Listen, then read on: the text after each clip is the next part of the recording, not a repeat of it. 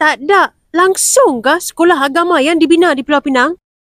Untuk pengetahuan hampa, yang dekat belakang ni, mereka duk bina sekolah Islam antarabangsa Al-Masyur. Tempat ni asalnya tapak lama SMK Al-Masyur Perempuan. Tapi mereka dah pindah ke tempat baru sejak tahun 2015. Maka sejak tu, kosonglah bangunan ni.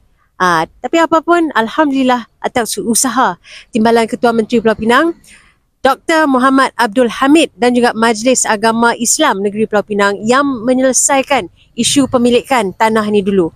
Maka proses seterusnya pun menjadi mudah dan Alhamdulillah sekolah ini pun telah aktif dibina semula. InsyaAllah tak lama lagi siaplah sekolah agama ni. Alhamdulillah. Ni ternyatalah Islam subur di Pulau Pinang.